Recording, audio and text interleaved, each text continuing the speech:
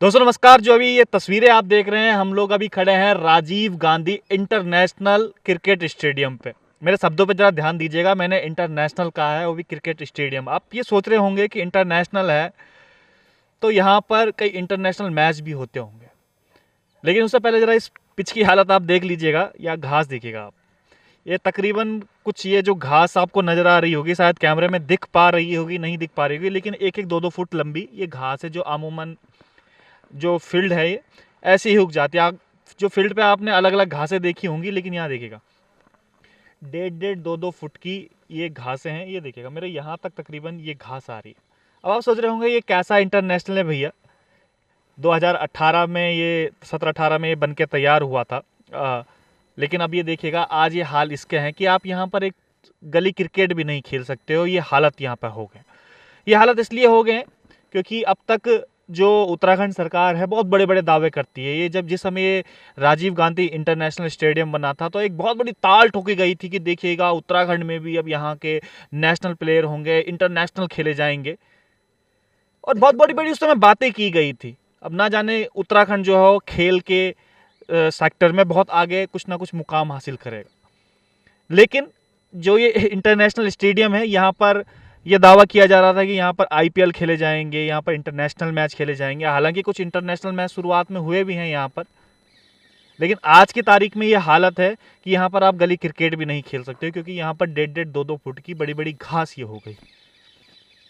अब आप ये पूछेंगे कि ऐसा क्यों हुआ। इतना करोड़ों रुपए, कई 100 करोड़ रुपए यहाँ पे तकरीबन लगा दिए गए होंगे, और आज ये हाल है।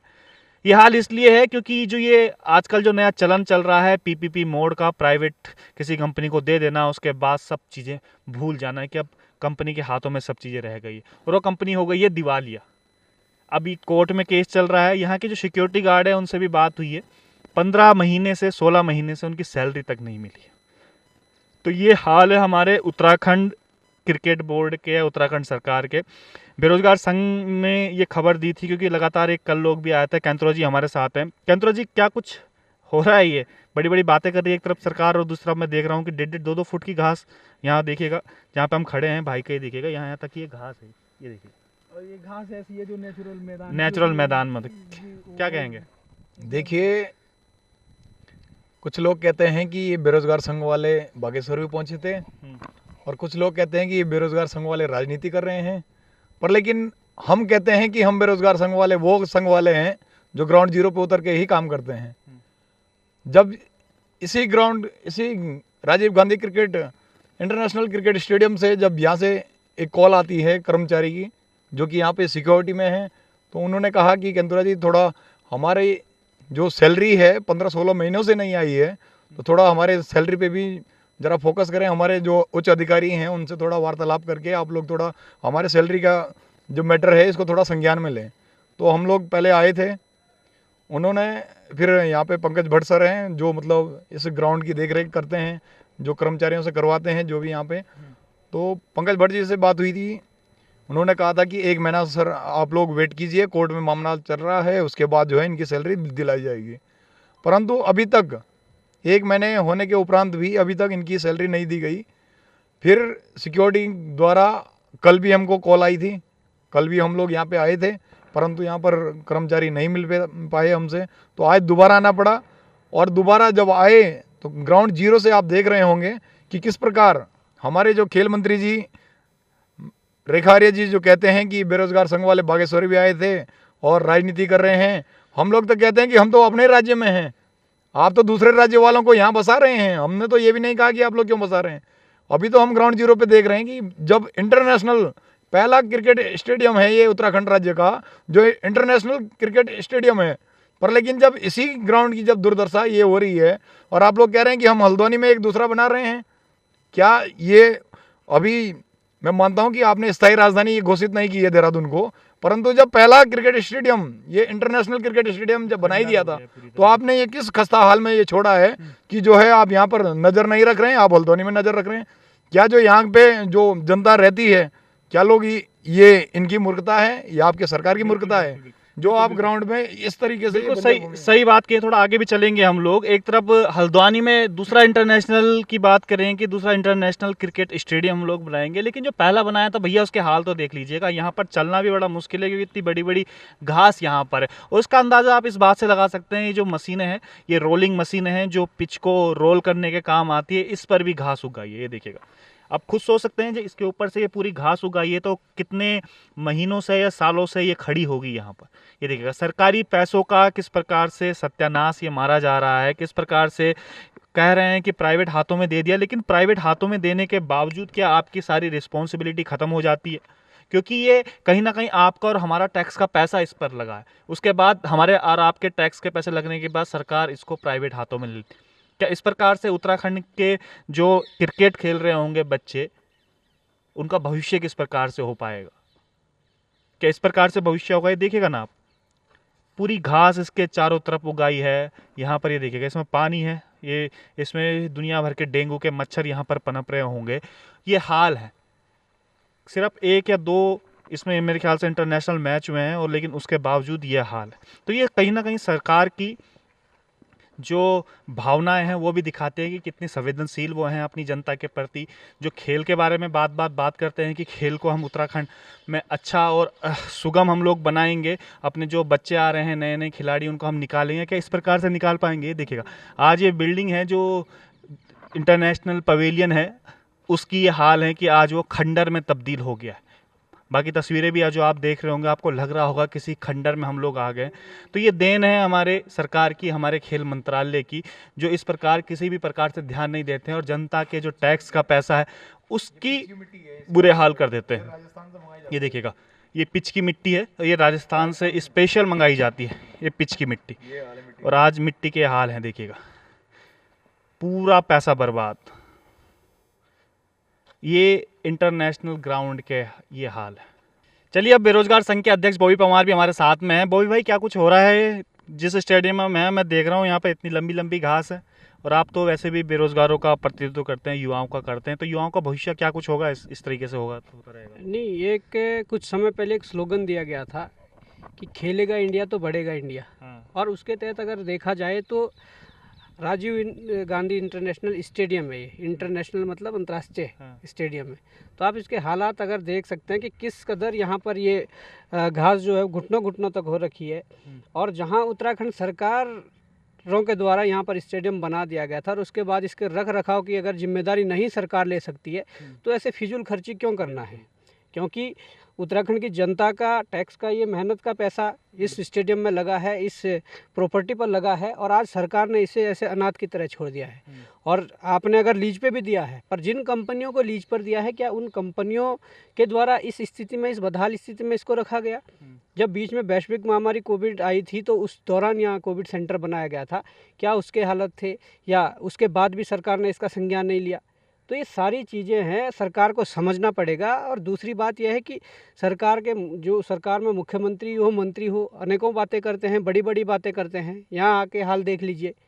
अगर इस प्रकार की हालात रही तो किस प्रकार से प्रदेश का युवा आगे बढ़ेगा? किस प्रकार से वो खेल में अपनी प्रतिभा दिखा पाएगा? जब आपको उन्हें इस प्रकार के मंच प्रदान नहीं कर पाएंगे, इस प्रकार के जो स्टेडियम है, फील्ड है, वो प्रदान नहीं कर पाएंगे, तो किस प्रकार से वो आगे बढ़ेगा? दूसरी बात यह है कि मैं 2-4 दिन पहले खेल मंत्री का एक बयान सुन रहा था, जिसमें रेखा आर्य जी कह रही थी कि उत्तराखंड के जो पढ़ने लिखने वाले युवा हो पढ़ रहे हैं, जिन्हें राजनीति करनी है वो राजनीति कर रहे हैं। तो हम उन्हें ये कहना चाहते हैं कि अगर आपके अंदर विज़न होता, अगर आप एक उच्च स्तर के, या मतलब मैं कहूँगा कि एक अच्छी विजनरी एक लीडर होती, तो उत्तराखंड सरकार कभी भी ऐसे स्टेडियम को लीज पर ना देती। वो आपका खेल विभाग था, तो आप खेल विभाग के अंडर में इस स्टेडियम को ले सकते थे और उसमें कई लोगों को इस स्टेडियम के खेल विभाग में लेने से रोजगार मिल सकता था और कहीं ना कहीं हमारे उत्तराखंड के युवाओं को एक इस प्रकार का मैदान मिल सकता था जिससे कि कई प्रतिभाएं यहाँ से निकल सकती। वही मैं देख रहा हूँ आजकल ये प्राइवेट का बड़ा फैशन सा चल पड़ा है कि कुछ सरकारी पैसा लगाओ, हमारे आपके टैक्स का पैसा लगाओ, उसके बाद किसी भी प्राइवेट कंपनी को दे दो, उसके बाद उसकी जो कीमत है वो दिगनी तोगनी चौगुनी तक कीमत हो जाती है। जैसे आपका एग्जांपल सर्वे चौक वाला जो हॉस्टल बना हुआ है उसका भी है। तो एक फैशन सा हो चला कि बड़ी आसान हो जाती है चीज़ें कि बनाओ और एक बेच दो। क्या आपको क्या लग रहा है ये एक कमीशनखोरी का एक नया तरीका निकल आया है सरकार की तरफ से? नहीं, मैं कहता हूँ, मैं इसका घोर विरोधी रहा हूँ हमेशा कि सरकार सरकारी पैसे से, जनता के टैक्स के पैसे से कोई किसी भी चीज़ का निर्माण करे और उसके बाद वो प्राइवेट में उसे दे दे। अगर आपको प्राइवेट में देना ही है तो प्राइवेट में पहले ही आप उसको दे दो। वो जो जिसे आप दे रहे हो वो बनाने से लेकर वो उसका रख रखाव का खर्चा अपने आप करें। उसके बाद जो कुछ होता है वो परसेंटेज फिक्स कर ले सरकार की, इतना सरकार को देना है। पर ऐसा क्या है कि आप पूरे बनाए फिर किसी प्राइवेट एजेंसी को सौंप रहे हो, कंपनियों को सौंप रहे हो, तो ये बड़ा दुर्भाग्य है, क्योंकि इस पर मेहनत का पैसा, जनता का टैक्स का पैसा यहाँ पर लगा हुआ है। बिल्कुल बिल्कुल। तो मैं ये कहना चाहता हूँ उत्तराखंड सरकार से कि इस प्रकार की जो चीज़ें हैं इनमें ध्यान देने की ज़रूरत है और इन चीज़ों को सुधारने की ज़रूरत है। और अगर आप नहीं सुधार सकते, अगर ध्यान नहीं दे सकते, तो आप वो बड़ी बड़ी बातें करना छोड़ दीजिए कि उत्तराखंड कितने आगे बढ़ गया, उत्तराखंड में क्या हो गया है। बिल्कुल। और हमें उम्मीद है कि ये जो दर्शक देख रहे हैं और सरकार तक हमारी ये बात पहुंचेगी तो ज़रूर सरकार इस पर संज्ञान ले। अगर ऐसा नहीं हुआ तो ज़रूर हम जो कदम उठाएंगे वो ज़रूर उठाएंगे इस प्रदेश हित में, अपने उन युवाओं के हित में जिन युवाओं को यहाँ पर अवसर मिलना था, जिन युवाओं ने यहाँ पर खेलना था, जिन युवाओं को इस स्टेडियम का फ़ायदा मिल सकता था, लाभ मिल सकता था, उनके लिए ज़रूर आवाज़ उठाएंगे। बिल्कुल बिल्कुल। और ये जो आप कह रहे थे, जो आपने बोला था, स्लोगन देना बड़ा आसान है, खेलेगा इंडिया बढ़ेगा तभी तो बढ़ेगा इंडिया, संकल्प नए उत्तराखंड का, तमाम स्लोगन हमने देखे हैं जब से यहाँ पर सरकार बनी है। लेकिन उन स्लोगन का जब हम धरातल पर देखते हैं तो ये है, आपका और हमारा टैक्स का पैसा लगेगा, उसके बाद किसी प्राइवेट हाथों में दे दिया जाएगा, कमाई होगी तो प्राइवेट हाथों में होगी। जनता का क्या उससे फ़ायदा? जनता के लिए कहा तो जाता है कि जनता के लिए बनाया जाएगा, जनता की सुविधाओं के लिए बनाया जाएगा, लेकिन एक्चुअल में जो प्राइवेट माफिया हैं ये सरकार और आपसी मिली भगत से उनका फ़ायदा ये करवाती है। तो ये जनता को भी सोचना पड़ेगा और हम आपको भी सोचना पड़ेगा, क्योंकि ये हमारे भविष्य का सवाल है। बिट्टू भाई, क्या कुछ कहना चाहेंगे? आप भी आए हैं यहाँ पर कि सरकार की इस तरीके से खंडर जो बना दिया है, ज़्यादा साल नहीं हुए हैं, मेरे ख्याल से 17-18 में तैयार हुआ होगा। 16 में, 16 के टाइम पे। अरे देखिए, हरीश रावत के टाइम पे ये स्टेडियम बना था, उन्होंने उद्घाटन करा था। मुझे याद है जिस दिन ग्रेट खली का यहाँ पे प्रोग्राम रखा गया था, उस समय बड़ी उत्सुकता थी हमारे अंदर भी कि हमारे राज्य में भी अब इंटरनेशनल मैच देखने को मिलेंगे और इंटरनेशनल लेवल के खिलाड़ी हमें देखने को मिलेंगे। बहुत उत्सुकता थी, लेकिन जिस हालात में हम आज देख पा रहे हैं, बहुत चिंतनीय विषय है। बहुत एक ऐसा मन करता है कि क्या इस राज्य में क्या कोई गवर्नमेंट नहीं है, क्या कोई इस जिम्मेदारी के पद पे कोई व्यक्ति नहीं है, या इस जो सरकार में बैठे हुए लोग उनको अपने राज्य की चिंता नहीं है। जिस हालात में ये ग्राउंड पहुंचा, अभी मैं घास देख रहा था तो ये घास जो नेचुरल मैदान की घास होती है वो बिल्कुल नाश है। इसमें जंगल वाली घास उग रखी, इसमें पूरा जो ग्राउंड का स्ट्रक्चर हमने चारों तरफ से देखा तो ये पूरा उसका दोबारा से इसकी प्रक्रिया शुरू करनी पड़ेगी। इस हालात में ये पहुंच गया, कितने करोड़ रुपए इसमें लगे हुए हैं, कैसी कैसी हमारी बातें मुख्यमंत्री करते हैं, हमारी खेल मंत्री करती है कि हम अपने राज्य को खेल में इस ऊंचाइयों तक पहुंचा रहे हैं। यहाँ पर कर्मचारी है बेचारे, 17 महीने से उनकी तनख्वाह नहीं आ रही है। देखो गरीब हर जगह कहाँ है, गरीबी पिस रहा है। और कैसी कैसी ऊपर पोस्टरबाजियों में हवा में बातें करी जाती कि हमने राज्य को ऐसा कर दिया, हम चौमुखी विकास कर रहे हैं। तो क्या ये चौमुखी विकास देख पा रहे हैं? ये मतलब इस हालात में ग्राउंड पहुंच गया है कि ये एक कूड़ादान समझ लीजिए। यहाँ कूड़ा इतना पड़ा हुआ है, सारे चारों तरफ से घास बनी हुई है, एक करोड़ों की अरबों की संपत्ति को आपने कूड़ादान में तब्दील कर दिया। ये सरकार की, मैं मानता हूँ ये सरकार की नाकामी है कि आपने ऐसे कंपनी को यहाँ हायर करा है कि जो बिल्कुल दिवालिया स्थिति में थी, जिनको मतलब ग्राउंड तो दिवालिया स्थिति में लेके गए, लेकिन जो यहाँ के कर्मचारी है उनको भी एक ऐसे दिवालिया कर दिया है। 17 महीने से उनकी कंपनी नहीं, वो बेचारे आत्महत्या के लिए तैयार हो रखे हैं। और सरकार की ये देखिएगा, करोड़ों अरबों रुपए लगाने के बाद आज ये हालत है कि ये खंडर में तब्दील हो चुका है। ये आपका और हमारा टैक्स का पैसा ही है। हालांकि प्राइवेट सेक्टर में ये दे दिया है, लेकिन प्राइवेट सेक्टर में ये देखिए हालत क्या हो गई। हर जगह ये, जहाँ पर आप नज़र मारेंगे कुछ ना कुछ उखड़ता हुआ यहाँ पर नज़र आएगा, और हर जगह यहाँ पर खंडर में बिल्कुल तब्दील हो चुका है ये पूरा का पूरा। तो बने रहिएगा और दिखाते हैं आपको कि किस प्रकार से बाकी और चीज़ें हैं यहाँ पर। लेकिन एक सोचनीय विषय भी है कि जहाँ पर हम लोग गर्व करते थे कि इंटरनेशनल क्रिकेट स्टेडियम बना है और हमें लगता था कि अब आईपीएल हम लोग यहाँ पर देख पाएंगे, हमें लगता था कि अब जैसे वर्ल्ड कप चल रहे हैं वर्ल्ड कप यहाँ पर हम लोग देख पाएंगे। लेकिन दुख इस बात का है कि यहाँ की जो सरकारें हैं या यहाँ पर जो जितने भी अधिकारी हैं वो कितने अपने आप में जागरूक हैं, जो ये सब चीज़ें हमें देखने को मिल पा रही है। चलिए अब हम लोग जो स्टेडियम है उसके बाहर आप पीछे पढ़ भी सकते हैं जिसमें लिखा हुआ है इंटरनेशनल क्रिकेट स्टेडियम। और ये देखिएगा एक कंपनी जिनके लोगो है ट्रिक कंपनी है और ये यहाँ पर सिक्योरिटी का काम करते हैं। जो मैंने आपको अंदर भी बताया था कि हाल ये है कि पिसता हमेशा गरीब आदमी ही है। 15-16 महीने से तनख्वाह नहीं मिली है भैया अभी तक, तो ये हाल है। 15-16 महीने से तनख्वाह नहीं मिली है जो आपने बताया था। बोला नहीं अंदर से क्या हुआ भैया, क्यों नहीं मिल रही हो तनख्वाह? गरीब आदमियों का ही हक मारोगे सबसे ज्यादा। हमने कई बार बोला है, हर महीने बोलते हैं। हाँ। लेकिन बस हो रहा है, कर रहे हैं। अभी जो है तैयारी चल रही है। 17 महीने से नहीं मिली है। 17 महीने से नहीं मिली है। बताइए अब हम अपना परिवार जो है कैसे चला रहे हैं वो हम ही लोग जानते हैं। पेट्रोल का पैसा भी जो है घर से लाना पड़ता है। दूसरी कंपनी का क्या नाम है? दूसरी कंपनी का नाम है ILFS। अच्छा देखिए, हुआ ये है कि ILFS ने ये लिया है स्टेडियम पूरे उस पर, और जो सिक्योरिटी का काम है वो ट्रिक कंपनी को दिया है, जो आपके लोगों भी देख सकते हैं। और अब IFL जो कंपनी है उन्होंने जो ट्रिक कंपनी को उसको पैसा नहीं दिया है और उन्होंने इनको पैसा नहीं दिया है। अब कंपनियों के इस झोल में MOU साइन हुआ कि नहीं हुआ, किस तरीके से MOU था, लेकिन कंपनियों के इस झोल में पिस रहे हैं ये गरीब सिक्योरिटी गार्ड। खुद सोचेगा, गरीब सिक्योरिटी गार्ड 17 महीने से तनख्वाह नहीं मिली है तो क्या कुछ हाल हुआ होगा। वही 10-12 हज़ार रुपये तनख्वाह जो नहीं दी जा रही है। तो उत्तराखंड गवर्नमेंट को भी कम से कम सोचना चाहिए कि भैया हमेशा गरीब ही क्यों पिसता है। और आपके अंदर के कुछ झोल होंगे कंपनी के, वो आप देखिएगा आपकी सरकार से क्या बन रही है क्या नहीं बन रही है, सरकार के साथ क्या कुछ MOU तय हुआ है। इनको तो MOU का मतलब ही नहीं पता होगा कि MOU होता है क्या है, कंपनी किस तरीके से काम करती है, लेकिन तनख्वाह इनकी नहीं मिली जा रही। तो अपने आप में सवाल, आप भी काम करते हैं भाई साहब यहीं का? जी सर। कितना समय से आप काम कर रहे हैं यहाँ पे? सन 2017 से। अच्छा, 17 महीने की आपकी भी तनख्वाह नहीं मिली है? मिली कितनी तनख्वाह हो गई तकरीबन? तो 10,700 है हमारी। नहीं तो टोटल कितनी होगी 17 महीने की? 10,700 के हिसाब से आप खुद ही कैलकुलेट कर दीजिएगा। 10,700 रुपये तनख्वाह है मात्र। PF वगैरह भी कटता है सारा? PF भी कटता है। क्या बोल रहे हैं आप? PF भी कटता है। क्या बोल रहे हैं आप कंपनी वाले? कंपनी वाले बोल रहे आश्वासन दे रहे, आज करते हैं कल करते हैं, इसी काम में लगे हुए हैं, इसी काम में लगे हैं, बार बार यही आश्वासन दे रहे बस, और कुछ नहीं। होने वाला फैसला हमारा, होने वाला फैसला हमारा, बस। तो उन्होंने बोला नहीं आपने, भैया आप अपना फैसला करते रहिए, हम अपने बच्चों को क्या खिलाएं? जिस दुकानदार से हम लेके आते होंगे आटा चावल, वो कोई पूछता होगा कि आपका कंपनी के साथ क्या कुछ चल रहा है, आपका MOU साइन है कि नहीं है? उन्हें क्या पता? बिल्कुल बोलते हैं बार बार बोलते हैं, पर वही फिर भी नहीं, मतलब ही नहीं, सुनते ही नहीं। गजब हो रहा है भाई। अरबों रुपए का ये स्टेडियम बना हुआ है और लेकिन इनकी 10,400 रुपये जो तनख्वाह है वो नहीं दी जा रही है। ये हाल है उत्तराखंड गवर्नमेंट के और ये हाल है कंपनियों के पचड़ों के। भाई आपकी कंपनी में जो चल रहा होगा वो चल रहा होगा, इनका क्या लेना देना? कम से कम इन गरीब आदमियों की तनख्वाह तो दीजिएगा। 17 महीने कम नहीं होते हैं। अब दिवाली आने वाली होगी, क्या अपने बच्चों को दिवाली में गिफ्ट दिलाएंगे? अब छोड़ भी नहीं सकते, छोड़ेंगे तो भैया 17 महीने की तनख्वाह कौन इनको देगा? भाई साहब आपका क्या नाम है? वीरेंद्र सिंह। वीरेंद्र सिंह जी, क्या कुछ हो रही है?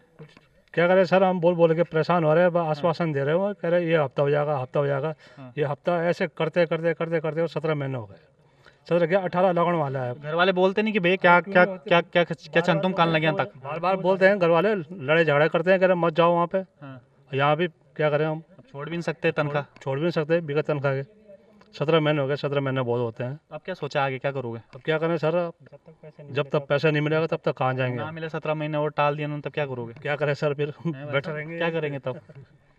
17 महीने उन्होंने बोला और नहीं देते हम तनख्वाह, आज मिलेगी कल में, तब क्या करोगे? क्या करेंगे? अभी जो है हमने थोड़ा सा उनकी ये उत्तराखंड बेरोजगार संघ का उनका सहारा लिया है। बॉबी पवार जी हमसे मिले हैं। बॉबी से भी पूछ ले। बॉबी भाई थोड़ा आइए जरा, थोड़ा आपसे भी बात कर लेते हैं। एक सवाल ये बन रहा है बॉबी भाई, आप इनके साथ आए हैं, आपको तो साधुवाद है। पहले 17 महीने से तनख्वाह नहीं मिली इन लोगों की और कंपनी कह रही है कि अब मिलेगी तब मिलेगी। मेरा सवाल था कि 17 महीने और ना मिलेगी तब क्या करोगे? क्या ऐसे ही बैठे रहोगे घर में? हमेशा कह रहे हैं कि लड़ाई झगड़े होते रहते हैं इस बात को लेकर। क्या कुछ सोचा है? आप इनके साथ आए हैं? नहीं, देखिए बड़ा दुर्भाग्य है कि हमारे प्रदेश के अंदर हमारे लोगों पर इतना अत्याचार हो रहा है। जिस प्रकार से उत्तराखंड सरकार ने जनता के टैक्स का पैसा और उत्तराखंड का जो पैसा था वो यहाँ पर लगाया और उसके बाद इसके रख रखाव के लिए और इसकी स्टेडियम की पूरी जिम्मेदारी किसी प्राइवेट कंपनियों को दे दी, तो ये सरकार का फेलियर है।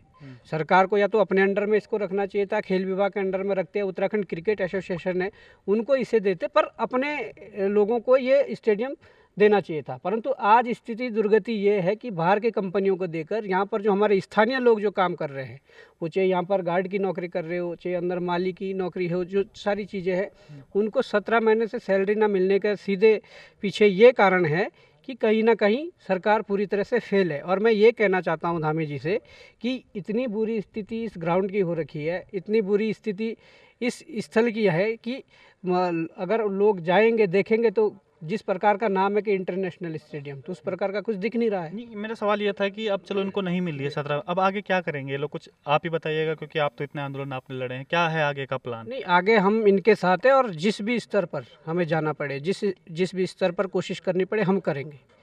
हमने अभी हफ्ते भर का टाइम इन्हें दिया है कि आप हफ्ते भर में सोचकर बता दीजिए कि इनकी सैलरी देनी है नहीं देनी है, क्योंकि इनके मेहनत का पैसा है। और अगर कंपनियां इनके बात को नहीं मानती है, हफ्ते भर के अंदर इनकी सैलरी नहीं देती है, तो हम अपना जो अगला कदम है उठाएंगे। आपको लग रहा है कि इन्होंने 17 महीने से दिया, हफ्ते भर में कुछ करेंगे? नहीं करेंगे तो भुगतेंगे उस चीज़ को, सीधी सी बात है। देखिए मैं तो ये कहता हूँ कि अगर मैं कोई विभाग हूँ और मेरे विभाग में किसी ठेकेदार का रजिस्ट्रेशन है, उस ठेकेदार को कोई ठेका मिला है, तो अगर विभाग साल 5 साल 6 साल 7 साल 10 साल भी उस ठेकेदार का पेमेंट नहीं करेगा, तो जो उसने ठेकेदार ने काम करवाया होगा वो लेबर का पैसा तो नहीं रोक सकती है। ये अधिकार ठेकेदार को नहीं है। अधिकार ने अगर बॉन्ड भरा है, ठेकेदार ने अगर वो जिम्मेदारी ली है, तो लेबर की जिम्मेदारी उनकी है। वो लेबर का पूरा निपटा कर वो अपने आप पर पूरा वो बोझ डालेंगे, अपने आप पर वो पूरा लोड लेंगे और उसके बाद उसकी लड़ाई सरकार से या उस विभाग से होगी जिससे उसे टेंडर मिला है। तो मैं यही कहना चाहता हूँ, कंपनी को संज्ञान लेकर और इनका जो है निस्तारण करना चाहिए और सरकार को जरूर ये संज्ञान लेना चाहिए कि आपका फेलियर इतना है कि उत्तराखंड में जनता के टैक्स के पैसे से ऐसी बिल्डिंगें बनाई जा रही है, ऐसे स्टेडियम बनाए जा रहे हैं और उसके बाद उसे एक तरीके से इस प्रकार से छोड़ा जा रहा है जहाँ पर हमारे लोगों का शोषण हो रहा है। ये उत्तराखंड सरकार को समझना पड़ेगा और अगर नहीं समझी तो हम जवाब देने के लिए तैयार है और जवाब देंगे। बिल्कुल, वो कह रहे हैं कि कंपनी अभी कोर्ट में चल रही है। भाई नियम कानून में देखता हूँ कि कंपनियों के लिए नियम कानून है, या सरकारों के लिए नियम कानून है, या जो अधिकारी बैठे हुए हैं उन्हीं के लिए नियम कानून है। इनके लिए क्या कुछ नियम कानून है? जो इनके घर में 17 महीने से अभी तक तनख्वाह नहीं मिली है, कहाँ से अपने बच्चों का भरण पोषण करेंगे? बहुत सारी चीज़ें होती हैं, अपने घर में राशन भरना पड़ता है, बच्चों की फीस देनी पड़ती है, तमाम सारी चीज़ें। 17 महीने क्योंकि कम नहीं होते हैं, 1.5 साल के तकरीबन होते हैं। तो ये हाल है उत्तराखंड गवर्नमेंट। ये कम से कम सोचना चाहिए का जो आम आदमी की बात करते हैं केवल बड़े बड़े बैनर पोस्टरों पर लिखने से कि संकल्प नए उत्तराखंड का, वो नहीं हो जाता। संकल्प नए उत्तराखंड का तब साबित होगा जब ऐसे जो मिडिल क्लास फैमिली है, जो 10-11 हज़ार रुपये में नौकरी करने वाली है, जब वो खुश रहेंगे, जब उनके घर में टाइम से राशन पहुँचेगा, टाइम से उनके घरों की बच्चों की फीस जा पाएगी।